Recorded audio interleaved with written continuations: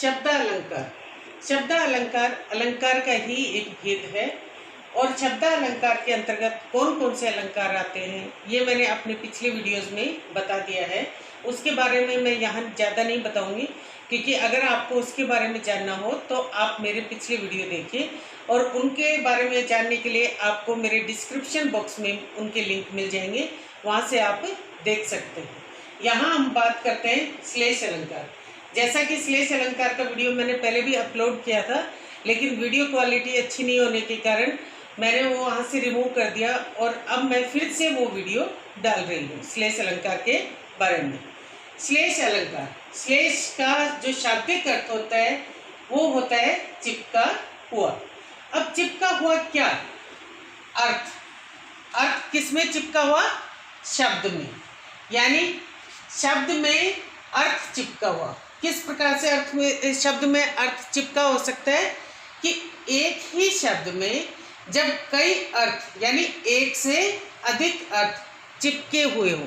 चिपके होने का मतलब एक ही शब्द में के जब कई अर्थ निकलते हो, यानी एक से अधिक अर्थ निकलते हो, तो वो श्लेष अलंकार होता है। अब आपको इसके शाब्दिक अर्थ से ही इतना क्लियर हो गया होगा कि जो श्लेष अलंकार है उसके अंतर्गत एक ही शब्द के कई अर्थ निकलते हैं। अब इस बात को हम इसकी परिभाषा के माध्यम से समझने का प्रयत्न करते हैं। परिभाषा में देखिए आप, जहाँ एक शब्द एक बार आए और उसके अर्थ एक से अधिक हो, यानी शब्द एक बार आएगा और उसके अर्थ दो भी हो सकते हैं और दो से अधिक कितने भी हो सकते हैं। जहाँ एक ही शब्द के कई अर्थ हो गए तो वो क्या हो गया? श्लेष अलंकार। इस बात को, परिभाषा को हम थोड़े उदाहरणों के माध्यम से ज़्यादा स्पष्ट करेंगे। तो सबसे पहले हम, जो कि रहीम जी का एक बहुत ही प्रसिद्ध दोहा है, रहीमन पानी राखिए बिन पानी सब सून, पानी गए ने उबरे मोती मानुष चून। तो जिसमें रहीम जी ये कहते हैं कि पानी गए ने उबरे मोती मानुष चून। जैसा कि हमें श्लेष अलंकार के अंतर्गत एक ही शब्द के अलग अलग प्रसंगों में अलग अलग अर्थ निकलते हैं। तो इसमें यहाँ पानी जो शब्द है उसके तीन अर्थ हैं, और चमक, सम्मान और जल। ये किस प्रसंग में है? मोती, मानुष और चून। यानी अगर मोती की चमक चली जाए, मोती की चमक, तो मोती के प्रसंग में इसका अर्थ निकलता है चमक। तो अगर मोती की चमक चली जाए तो वह कभी भी उभरे, उभरे मतलब उभरना, कभी भी उभरता नहीं है, यानी उसका ज़्यादा महत्व नहीं रहता। आपने अक्सर देखा होगा मोती की कीमत तब तक है जब तक उसमें चमक है, जैसे ही उसकी चमक खत्म तो उसका महत्व भी खत्म हो जाता है। उसी प्रकार से मनुष्य, मनुष्य यानी मनुष्य, मनुष्य के प्रसंग में इसका अर्थ देखें तो इसका अर्थ है सम्मान। अगर किसी भी मनुष्य का सम्मान चला जाए तो वो कभी भी उभर नहीं सकता, वह उसका ज़्यादा समाज में इतना महत्व नहीं रहता। और चून शब्द के प्रसंग में, चून शब्द के दो अर्थ निकलते हैं, एक होता है चूना और दूसरा होता है आटा। तो यहाँ चूने के अर्थ में अगर हम इसका लें तो इसका अर्थ, पानी शब्द का अर्थ निकलता है जल। तो अगर जब तक चूने में पानी नहीं डाला जाता तो उससे आप अपने घर नहीं बना सकते, तो उसके बिना पानी डाले चूने में उसका ज़्यादा महत्व नहीं होता। उसी प्रकार से आटे में, अगर चून का अर्थ हम ले आटा, तो आटे में जब तक पानी नहीं डाला जाता तो उससे आप खाना नहीं बना सकते। तो उस प्रकार से चूने में का महत्व तभी है जब उसमें पानी डाला जाए। तो पानी गए न उभरे, यानी जब तक चूने में या आटे में पानी नहीं डाला जाता तो वह उभरता नहीं है। इस प्रकार से यहाँ पानी शब्द के तीन अर्थ हो गए, एक चमक, दूसरा सम्मान और तीसरा जल। तो यहाँ पानी शब्द के तीन अर्थ होने के कारण क्या है? श्लेष अलंकार। अब एक और उदाहरण के माध्यम से हम थोड़ा और स्पष्ट करेंगे। सुवर्ण को ढूंढत फिरत कवि व्यभिचारी चोर। सुवर्ण, सुवर्ण मतलब सुवर्ण को ढूंढते फिरते हैं कौन कौन? कवि, व्यभिचारी और चोर। अब कवि के प्रसंग में अगर यहाँ सुवर्ण जो शब्द है उसके 3 अर्थ हैं, अच्छे शब्द, स्त्री और सोना। तो यहाँ सुवर्ण शब्द का किन किन प्रसंगों में 3 अर्थ हैं। कवि के अर्थ में प्रसंग में लें तो इसका अर्थ है अच्छे शब्द, व्यभिचारी के प्रसंग में लें तो इसका अर्थ है स्त्री, और चोर के प्रसंग में लें तो इसका अर्थ है सोना। किस प्रकार से कि जैसे कवि जो है वो अक्सर अच्छे शब्दों को ढूंढता फिरता है।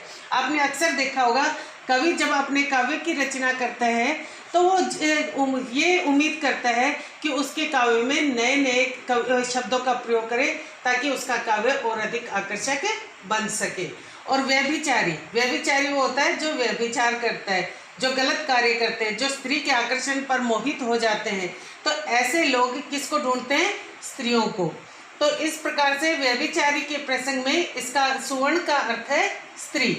और चोर जो होता है वो अक्सर किसकी तलाश में रहता है?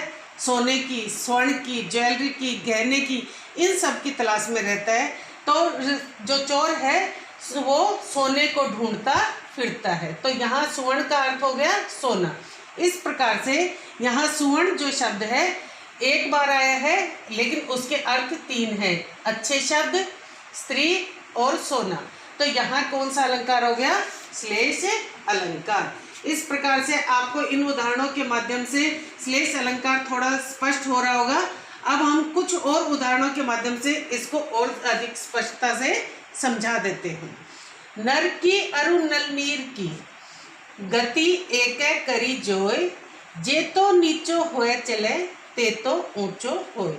यानी नर यानी मनुष्य, अरु मतलब और, नल नीर नल के पानी की, गति यानी स्थिति, एक करी जो एक जैसी होती है, जे तो नीचो होए चले जितना ये नीचा होकर चलते हैं, ते तो ऊंचो होए उतना ही ये ऊंचे होते हैं। अब यहाँ नीचो होए चले और ऊंचो होए इन दो शब्दों के दो अर्थ निकलते हैं। और किस प्रसंग में? एक नर के प्रसंग में और एक नल के पानी के प्रसंग में। तो नर के प्रसंग में इसका अर्थ देखिए कि जो नर है यानी मनुष्य जो है उसकी स्थिति एक नर मतलब मनुष्य की और नल के पानी की स्थिति एक जैसी होती है। जितना नीचे हुए मतलब जितना वो सम्मान में लोगों के झुक के चलते हैं उतना ही ऊंचो हुए उतना ही उनका सम्मान बढ़ता है। आपने अक्सर देखा होगा जो मनुष्य दूसरों का सम्मान करते हैं तो लोग उनका उतना ही ज़्यादा सम्मान करते हैं। इस प्रकार से नर के प्रसंग में इसका अर्थ है नीचे हुए चले का सम्मान में झुकना और ऊंचो हुए चले का सम्मान का बढ़ना। अब आते हैं नल नीर, नल के पानी के आपने अक्सर देखा होगा अगर आप नल को ऊंचाई से थोड़ा सा नीचे ले आते हो तो वो उसका जो प्रेशर है वो और ज़्यादा बढ़ जाता है और उसके पानी की तीव्रता और ज़्यादा बढ़ जाती है। तो नल के पानी के प्रसंग में नीचे हुए चले का अर्थ है कि जितना उसको छोटा कर दिया जाए, किसमें? कद में, मतलब जितना आप नल को छोटा कर दोगे तो ऊंचो होए उतनी ही उसकी गति की मतलब पानी की जो गति है वो और भी अधिक तीव्र हो जाएगी। यानी ऊंचो होए का अर्थ है गति की तीव्रता। इस प्रकार से नीचे हुए चले के दो अर्थ है, छोटा होना कद में और दूसरा सम्मान में झुकना। और ऊंचो होए के भी दो अर्थ हैं, गति की तीव्रता और सम्मान का बढ़ना। इस प्रकार से नीचे हुए चले में भी श्लेष अलंकार है और ऊंचो होए में भी श्लेष अलंकार है। यानी इस पूरे दोहे में 2 जगह श्लेष अलंकार का प्रयोग हुआ है क्योंकि यहाँ दोनों ही जगह शब्द एक बार आए हैं लेकिन अर्थ जो है 2 निकलते हैं। अब आप एक और उदाहरण द्वारा मैं स्पष्ट करूंगी आपको। रो रो कर सिसक कर कहता मैं करुण कहानी, तुम सुमन नोचते करते जानी अनजानी। यहाँ सुमन जो शब्द है उसके कई अर्थ 2 अर्थ निकलते हैं। एक इसका अर्थ है फूल और दूसरा अर्थ है अच्छा मन। कि कवि कहता है कि मैं रोक कर और सिसक कर मैं अपनी करुण भाव से युक्त जो कहानी है वो कहता रहता हूँ, लेकिन तुम क्या करते हो? फूल नोचते रहते हो। लेकिन तुम क्या करते हो, जैसे फूल नोचने का मतलब है कि उसको ज़्यादा महत्व नहीं देते, तो तुम उसका फूल नोचते रहते हो और मेरी कहानी को जानी अनजानी कर देते हो, उसको ज़्यादा इम्पोर्टेंस नहीं देते, ज़्यादा महत्व नहीं देते। दूसरा इसका अर्थ है कि मैं अपनी कहानी जो है करुण भाव से युक्त कहानी जो है उसको रो रो कर सुनाता हूँ, लेकिन तुम क्या करते हो, मेरा सुंदर मन नोचते हो, उस पर प्रहार करते हो और इस प्रकार मेरी कहानी को ज़्यादा महत्व नहीं देते। यानी तुम मेरे जैसे ही मेरी कहानी को ज़्यादा महत्व नहीं देते, तो इससे जो मेरा अच्छा मन है वो जो है और अधिक पीड़ित या दुखी हो जाता है। इस प्रकार से आपने यहाँ देखा सुमन शब्द के दो अर्थ निकलते हैं, एक है फूल और दूसरा है अच्छा मन। तो यहाँ भी क्या हो गया, श्लेष अलंकार।